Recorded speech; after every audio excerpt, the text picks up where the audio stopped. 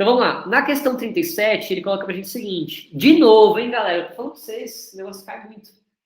Olha, de novo, caindo em invertebrados, tá? Quem for fazer o FT, estuda invertebrados, esquece isso não.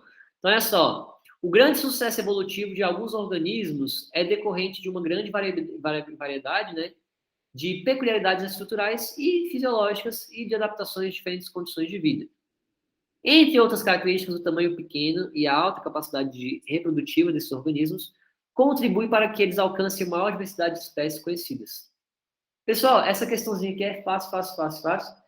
Quem participou da última aula se viu falando isso? Foi o seguinte, eu falei para vocês bem assim, ó. Tananã são os reis da zoologia. Quem é que lembra dessa última aula que eu dei? Que eu falei de invertebrados. Quem são os reis da zoologia, pessoal? Os que estão mais presentes no nosso mundo, os que estão mais bem adaptados.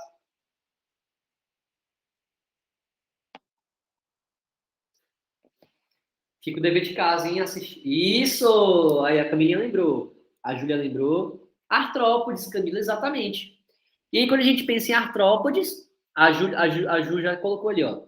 Artrópode, a gente vai ter que lembrar que eles são divididos em três partes. Existe aracnídeo, existe inseto e existe crustáceo.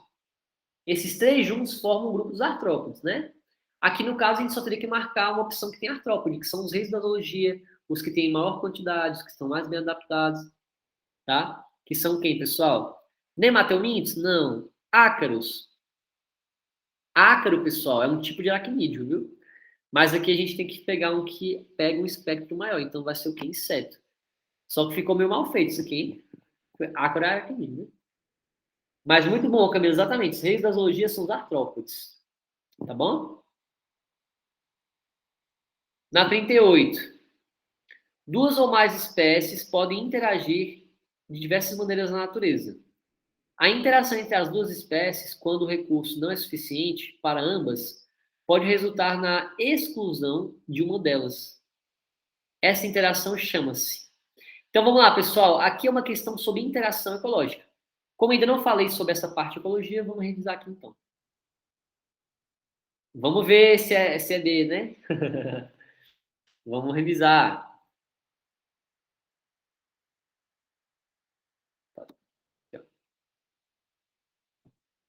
Se der tempo também eu falo um pouquinho sobre os artrópodes, tá, pessoal? Mas acho que não vai dar tempo.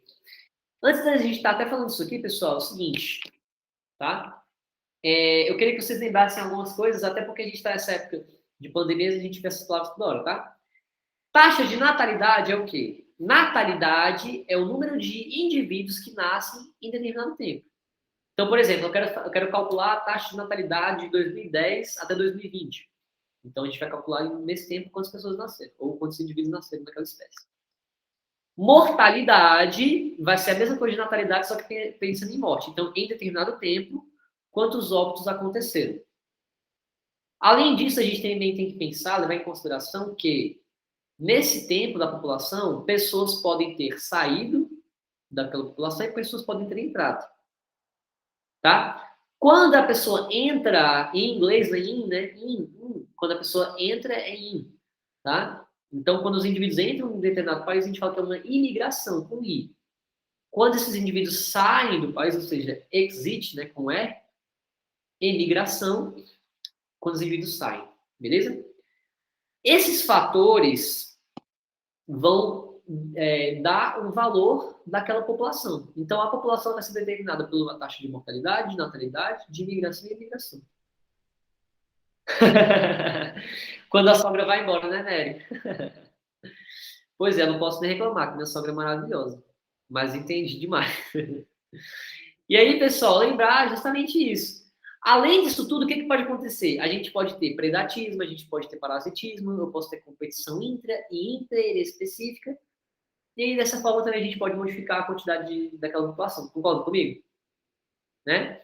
E aí, vamos lá.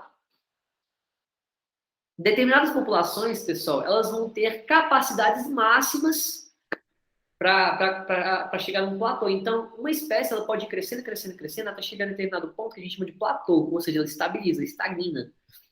Tá bom? Então, olha só. O normal de uma população é fazer isso. Ela pode ter uma capacidade sem limites. Mas sempre vai ter algum fator limítrofe que vai fazer com que ele faça essa curva S e chegue a um platô. Tá? Obviamente, dentro dessa linha, ele vai ficar oscilando, ele não pode cair de uma vez e chegar à extinção. Tá? Então, olha só, ele vai oscilando por quê? Imagina, a gente tem em determinado local uma população de lebre e uma população de raposa. Tá? A raposa, ela come a lebre. Então, imagina, se eu tenho muita lebre ali, as raposas vão vir, vão comer as lebres todas, aí vai cair a taxa de lebres. Como vai morrer todas as lebres, aquelas raposas vão ficar com fome e vão morrer também. Aí vai morrer as raposas.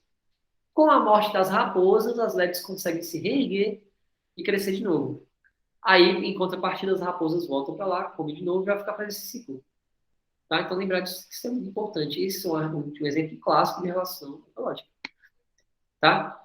Então, pessoal, vários fatores vão ser colocados ali na balança para a gente criar essa questão de crescimento ou de decrescimento, ou de decréscimo da população.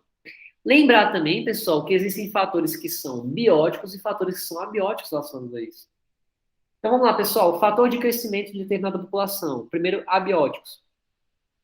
Se a luz é favorável, se a temperatura é favorável, se a quantidade de nutrientes, a quantidade de bioquímica daquele local é favorável para aquela espécie. Então, por exemplo, você não vai colocar um urso polar para ficar no deserto. É fator, temperatura, fator luminosidade, não pode. Então, está num ambiente favorável, com a luz adequada, com a temperatura adequada. Tá? Essa que é a questão. Pensando na parte mais biológica, seria o quê? Taxa de reprodução elevada, quantidade de alimentos abundante, que nem estava o caso da lebre ali, capacidade de recursos aumentada, capacidade de você não ficar doente, parasitas estarem em falta, enfim, um monte de coisa pode acontecer. Já dos abióticos de decréscimo, a gente pode pensar em quê? Questão da temperatura desfavorável, luminosidade desfavorável e todos esses fatores, né? Reprodução baixa, alimento baixo, competição alta, incapacidade dos indivíduos, baixa resistência à doença, incapacidade de conseguir de migrar. Então, todos esses fatores podem pesar ali para esses animais. Tá? Pensando também, pessoal, em dentro de dinâmicas populacionais, né, saber o que é uma endemia, uma pandemia e uma epidemia. Tá? Endemia, como o nome já diz, endemia, tá? A gente vai ter ali, então, uma determinada doença que vai ter uma prevalência usual de determinada doença em relação a uma área. Então, a gente vai ter uma prevalente doença em só uma área ali, tá?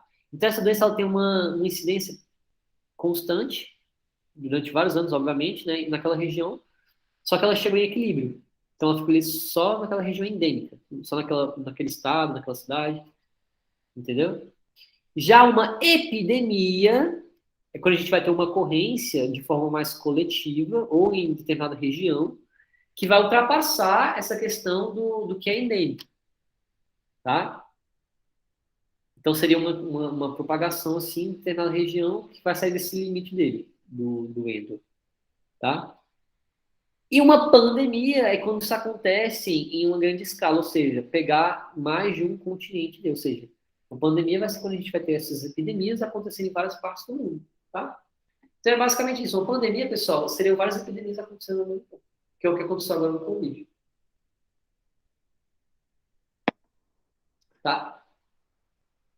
Lembrar que a epidemia, ela sempre tem um ponto de surto, depois ela baixa e tem um platô, tá bom? E vamos lá, pessoal. Em relação às relações ecológicas, a gente tem relações que são interespecíficas, que tá a ver com o quê? Tem a ver com indivíduos da mesma espécie relacionando. Ou relações interespecíficas, que seriam indivíduos entre espécies diferentes. Além disso, essas relações elas podem ser desarmônicas ou harmônicas. Sendo que desarmônica a gente chama de relação negativa e harmônica de relação positiva. Tá? Dentro de relações interespecíficas harmônicas, a gente vai ter colônia e sociedade. Das desarmônicas, competição e canibalismo. Já das interespecíficas, que acontecem entre espécies diferentes, a gente tem a harmônica mutualismo, protocooperação, comensalismo. E das desarmônicas, competição, predatismo, parasitismo e amensalismo. Tá? Então, pessoal, vamos lá. Entre espécies iguais, a gente tem, por exemplo, colônias. Tá? Colônias, pessoal, são quando os indivíduos da mesma espécie eles vão se ligar de um grau bem profundo. Tá? Então, sendo que é quase impossível isolar eles. Então, quando a gente pensa em colônia, quando esses indivíduos eles não sobrevivem separados um do outro. Já uma sociedade são indivíduos da mesma espécie, eles conseguem até viver separados, sim, tá? Só que juntos é bem melhor. Então, em sociedade, a gente vai pensar em colmeia, vai pensar em formigueiro, tá? No qual a gente vai desenvolver atividades ali como que cada um execute uma tarefa. Já na colônia, é como se esses animais juntos fossem uma coisa só. Na sociedade, cada um tem seu papel diferente, porém, juntos eles fazem uma união no qual eles conseguem fazer com que eles sobrevivam, tá? Já o mutualismo é uma relação entre espécies que são diferentes, é uma relação também positiva, e é uma relação também de associação entre duas espécies. O mutualismo ele faz com que essas espécies elas só consigam evoluir juntas. Um exemplo clássico disso são o quê? As bactérias, ruminantes e as vacas, por exemplo. A vaca, ela come grama, só que ela não consegue digerir a celulose da grama se ela não tiver a bactéria ruminante que está dentro do estômago dela. Em contrapartida, a bactéria ruminante que está lá dentro, ela só se alimenta se ela conseguir ficar dentro do estômago desse ruminante. Então, é bom para os dois, tá? Então, para vocês diferenciarem, pessoal, mutualismo tem uma relação de dependência. É a mesma coisa do líquen, por exemplo, que é uma água com fundo. Já na cooperação ou protocooperação, é uma relação positiva-positiva, porém os indivíduos são independentes um do outro, tá? Como assim, professor, independente um do outro?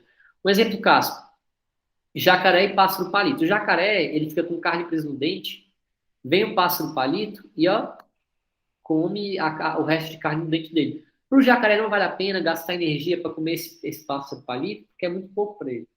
E é bom também para ele que o pássaro palito se alimenta e o jacaré faz um tratamento dentário de graça, na permutinha, né? A ave, a anu e o boi, né? A ave anu fica comendo os carrapatos, né, que ficam no boi, então também ajuda o boi. Mas eles não, precisam, não têm essa relação de dependência. Agora vamos lá. Pensando agora numa relação positiva e nula, a gente vai ter os comensalismos, né? Então, por exemplo, comensalismo, exemplo clássico, a gente vai ter a rêmora e o tubarão. Então o tubarão vai comendo e a rêmora vai ali só pegando ali o resto de comida. O Aedes aegypti e o vírus da dengue também estão em relação ali de boas. Agora, obviamente, né, o Aedes com os seres humanos é a relação parasitismo, né? Já ainda dentro de comensalismo, a gente tem os inquilinismos. Tá? Inquilinismo é quando o indivíduo ele mora em você, no indivíduo, tá? Sem prejudicar. Então, seria o caso das orquídeas. E no caso das orquídeas, a gente chama isso de quê? De epifitismo.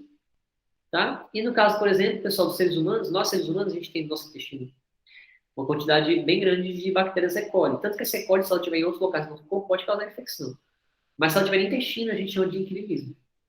Tá? Que é uma relação tranquila para nós. Já dentro das desarmônicas, a gente vai ter as competições, que pode acontecer por meio de reprodução, por meio de alimentos, por meio também de abrigo, enfim. Intraespecífico e intraespecífico. Tá? Tem também o predatismo. O predatismo, você sabe, né, pessoal? Um animal vai acabar comendo o outro, então uma relação positiva e negativa. Tá? No caso do coelho da lebre. A gente tem o canibalismo, que vai acontecer se animal comer o outro, só que agora dentro da mesma espécie. Tinha isso, por exemplo, na antropofagia dos antigos povos indígenas que a gente tinha aqui no Brasil. Tem também a questão da viúva negra, tá? Acontece bastante. Parasitismo, a relação positiva e negativa, no qual quem está infectado se prejudica, obviamente, com isso. Então, todas as doenças infecciosas, as doenças por platomitos, doenças por nematomitos, tudo isso aqui é parasitismo, tá? Amensalismo ou abiose é o seguinte, tá? Amensalismo vai ser quando uma espécie, para ela crescer, ela prejudica o crescimento das outras, ou seja, inibe o desenvolvimento dos outros. Acontece muito isso com as algas vermelhas, né, com a maré vermelha. Acontece também muito isso em algumas árvores, né, que liberam substâncias ali, nas folhas, quando cai, que não consegue fazer com que nada no solo cresça, também acontece isso. Tá? A penicilina em relação às bactérias também, que não deixa as bactérias crescerem. Né? Temos também um tipo de parasitismo, que é o parasitismo social, que a gente chama de esclavagismo. Tá? Acontece, por exemplo, o quê? As formigas, elas conseguem escravizar os pulmões, né? Ou elas também conseguem roubar larvas de outras espécies para colocar para trabalhar no formigueiro. Sou sacana, né? Temos o mimetismo também, né? No qual os animais eles conseguem mimetizar determinados animais que parecem ter um gosto de veneno, parecem ter um gosto ruim, né? Então, por exemplo, aqui a gente tem essa espécie de borboleta que tem um gosto ruim, e o vice-rei, que é uma espécie de borboleta que tem um gosto de boa. Só que ele vai mimetizar algo que tem um gosto ruim para nenhum predador querer comer ele, tá? Temos também a camuflagem, né? Não sei se vocês estão vendo aqui, mas aqui tem um leão, aqui tem uma coruja, né? Um urso polar. Então a camuflagem também é muito bom, para você não ser atacado por nenhum tipo de predador, tá? E aí vamos lá fazer a questão agora, ficou mais fácil que nunca, né? Então aqui na 38, ó. A interação entre duas espécies, quando o recurso não é suficiente para ambas, pode resultar na execução de uma delas. Essa interação chama-se, e aí, pessoal, competição, né? Muito bom, galerinha. Todo mundo marcaria isso mesmo? Né? E aí, vamos fazer uma saideirazinha aqui, né? Questão 39. Analise as afirmativas a seguir em relação aos impactos. De novo, impactos ambientais. Foi para vocês cai muito, hein? A queima dos combustíveis fósseis e o aumento da produção de lixo e esgotos contribuem para provocar o fenômeno denominado efeito estufa. Galera, vamos lá. Efeito estufa vem do quê? Do aumento do gás carbônico na atmosfera. Já ensinei para vocês isso hoje. O que vai aumentar o gás carbônico na atmosfera? Combustão, o metabolismo dos animais, tá? E o que vai reduzir esse gás carbônico? As plantas fazendo fotossíntese, né? Plantas e algas. Certo? Então, lá. Queima de combustível fóssil pode estar relacionado? Pode. Só ver como é que tá as marcações aqui. Então, pessoal, aqui é para marcar aquele negócio, né? Tantas são corretas, né? Então, vamos marcar ali um VUF ali e a gente volta. Tá? Então, olha só. Queima de combustível. O lixo, lembra que eu falei para vocês, pessoal? A decomposição do lixo também libera gás carbônico, esgoto, contribui para provocar o fenômeno de efeito estufa. Exatamente. Então, vai aumentar o gás carbônico na atmosfera e vai provocar efeito estufa. Verdadeiro. No 2, o CO2 é produzido durante a queima incompleta? Não, eu falei para vocês isso hoje também. Ele vem da queima completa. Da queima incompleta, pessoal, a gente vai ter o quê? CO, que é o monóxido de carbono. Inclusive, o monóxido de carbono, pessoal, ele intoxica, ele sufoca. Ele vai se ligar de forma permanente com a nossa hemácia. Tá? E a mais incompleta ainda de todas, a gente vai gerar o carbono sólido, que é o quê? A fuligem, o carvão. Tá? Esses dois que tá falso. 3. A poluição da atmosfera por óxidos de enxofre e de nitrogênio liberados pela queima de carvão mineral e óleo diesel podem resultar nas chuvas ácidas. Exatamente, pessoal. Então, as combustões, né, vai liberar gás carbônico, gás enxofre, que vai reagir com a água da chuva. Então, vai formar ácido carbônico, vai formar ácido sulfúrico, ácido sulfuroso, tá? Então, não se esqueçam disso, pessoal, tá? Os óxidos de enxofre e óxidos de carbono, eles vão reagir com a água da chuva, com a água da nuvem, e vai formar ácidos. Esses ácidos, eles vão precipitar e vão cair. Tanto, pessoal, que como a nossa atmosfera sempre tem gás carbônico, eventualmente nossa chuva sempre é ácida, né? O que acontece é que em ambientes que tem mais enxofre, ela vai ficar mais ácida do que o normal, né? Na 4, o lançamento de esgoto no mar, sem tratamento prévio, pode ocasionar na maré vermelha, fenômeno causado por bactérias que liberam substâncias toxinas. Não, a gente vai causar eutrofização, né? Eu falei para vocês que cai eutrofização quase toda a prova? Foi, né? Maré vermelha acontece pela alga vermelha, né, pessoal? As rodófilas. Na 5, a utilização de agrotóxicos nas lavouras pode poluir o solo e as águas do rio, onde intoxicam e matam diversos seres vivos. Perfeito. De novo caiu isso aqui, né? Então, 1, 3 e 5. 1, 3 e 5, resposta letra D de dado. De boa, galerinha. Tranquilo, tranquilo, tranquilo, né? De boa até demais.